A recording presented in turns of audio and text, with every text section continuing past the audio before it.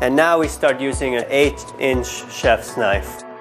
Cut the onion in half. And now we take the onion like this. You hold your fingertips in and you use your finger as the guidance. And we're gonna cut slowly. We're gonna cut it like this. And now that's why the chef's knife is rounded like this, so we can just slice it into a nice dice. We also have red onions. I like to eat them raw. They're sweeter than the white onions. Cooking is so beautiful because there are so many ways to do things. There is not just one way.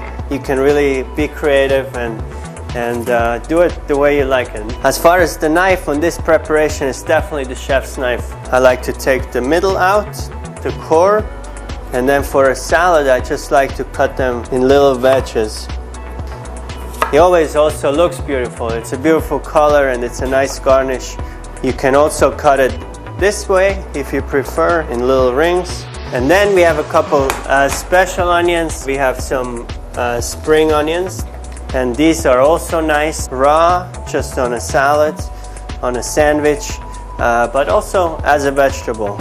You want to cut the roots off, peel them a little bit here on the outside, cut the top off, and then just mince it. And then we can use them just whole like this.